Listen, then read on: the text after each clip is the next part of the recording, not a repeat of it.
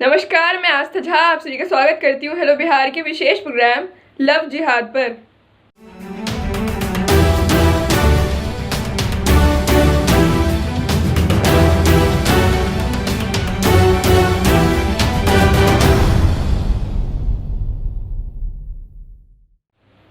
Love जिहाद दो शब्दों से मिलकर बना है। अंग्रेजी भाषा का शब्द लव यानी प्यार और अरबी भाषा का शब्द जिहाद जिसका मतलब होता है किसी मकसद को पूरा करने के लिए अपनी पूरी ताकत लगा देना। यानी जब एक धर्म विशेष को मानने वाले दूसरे धर्म की लड़कियों को अपने प्यार के जाल में फंसाकर उस लड़की का धर्म परिवर्तन करवा देते हैं तो इस पूरी प्रक्रिया को लव जिहाद कहा जाता है।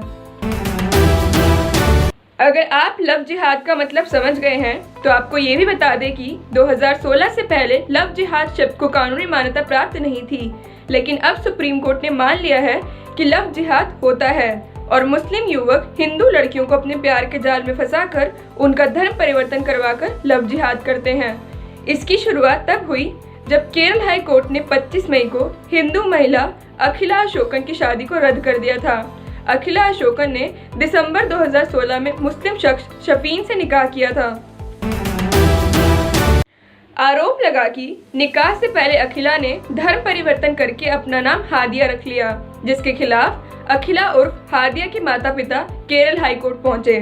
उन्होंने आरोप लगाया कि उनकी बेटी को आतंकवादी संगठन ISIS में फिदायीन बनाने के लिए लव जिहाद का सहारा लिया गया, जिसके बाद केरल हाई कोर्ट ने अखिला उर्फ हादिया और शफीन के निकाह को रद्द कर दिया। लेकिन अखिला उर्फ हादिया के पति शफीन ने केरल हाई कोर्ट के आदेश को सुप्रीम कोर्ट में चुनौती दी। इसी मामले पर सुनवाई करते हुए सुप्रीम कोर्ट ने मामले की NIA जांच के आदेश दिए। आतंकवादी घटनाओं की जांच करने वाली एजेंसी को अखिला उर्फ हादिया और शफीन के प्रेम विवाह में लव जिहाद और टेरर कनेक्शन का जिम्मा सौंपते हुए सुप्रीम कोर्ट ने जो टिप्पणी की थी वो भी गौर करने लायक है। सुप्रीम कोर्ट ने कहा था कि जिस तरह इंटरनेट गेम ब्लू व्हेल में किसी लड़के या लड़की को टास्क दिए जाते हैं और जिसमें उन्हें आखिर में सुसाइड करना होता है, उसी तरह आजकल किसी को भी खास मकसद के लिए राजी करना आसान हो गया है। सुप्रीम कोर्ट ने कहा कि NIA की जांच रिपोर्ट और केरल पुलिस से मिली जानकारी पर गौर करने और पीड़ित महिला से बात करने के बाद ही कोर्ट अपना फैसला सुनाएगा। हाल ही में हुए निकिता हत्याकांड ने सिर्फ फरीदाबाद नहीं बल्कि पूरे देश की आत्मा को झकझोर दिया है। हर शहर, हर मोहल्ले, हर गांव और हर घर में रहने वाली निकिता जैसी करोड़ों बेटियां आज डरी हुई हैं, सहमी हुई हैं, क्योंकि उन्हें नहीं पता कि कब कौन सा तौसीफ उनके तमाम सपनों को अपनी जिद की आग में जला देगा। ये सवाल बहुत संजीदा है और पूरा देश आज इस सवाल का जवाब ढूंढने की कोशिश कर रहा है। हालांकि हम सब जानते हैं कि इस हत्याकांड में भी लव जिहाद का एंगल सामने आया है। आपको बता दें कि MP की तरह यूपी, हरियाणा, असम और कर्नाटक में भी बीजेपी सत्ता में है। सभी राज्यों में लव जिहाद के खिलाफ कानून लाने की बात कही गई है, लेकिन इस दिशा में MP में सबसे पहले कदम उठाया गया है। उपचुनाव में वोटिंग से एक दिन पहले यानी 2 नवंबर को CM शिवराज सिंह चौहान जी ने कहा था कि लव जिहाद रोकने के लिए हम जल्द ही कानून लाएंगे। परिणाम आने के एक सप्ताह बाद ही गृह मंत्री नरोत्तम मिश्रा जी ने इसकी घोषणा कर दी है। साथ ही इस कानून के तहत लव जिहाद में मदद करने वालों पर भी मुख्य आरोपी की तरह कार्रवाई होगी। MP सरकार लव जिहाद को रोकने के लिए Madhya Pradesh freedom of religion bill 2020 ला रही है। आगामी विधानसभा सत्र के दौरान ही इस सदन में पेश किया जाएगा। इस कानून के आने के बाद लव जिहाद के दोषियों पर गैर जमानती धाराओं के तहत कार्रवाई होगी। इसमें धर्मांतरण और जबरन शादी करवाने वालों पर भी कार्रवाई होगी। गृह मंत्री ने कहा कि प्रलोभन, बहकावा, धोखाधड़ी एवं बलपूर्वक शादी कर धर्मांतरण कराने पर 5 साल के कठोर कारावास का प्रावधान इस विधेयक में हम रख रहे हैं। लव जिहाद के खिलाफ कानून लाने की दिशा में MP सरकार ने सबसे पहले कदम बढ़ाया है।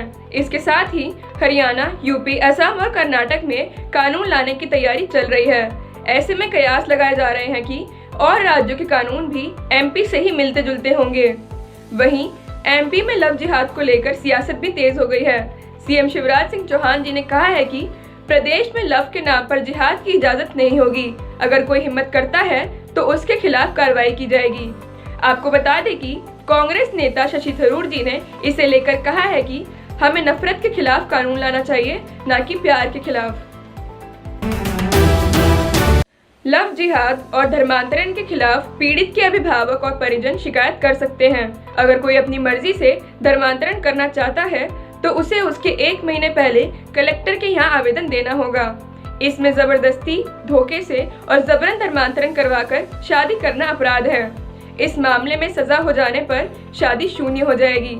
केस दर्ज होने के बाद पुलिस बिना किसी वारंट के गिरफ्तार कर सकती है, फिर कोर्ट से जमानत लेनी होगी। दोषी पाए जाने पर इसमें 5 साल तक की सजा होगी। साथ ही मदद करने वालों को भी उतनी ही सजा होगी।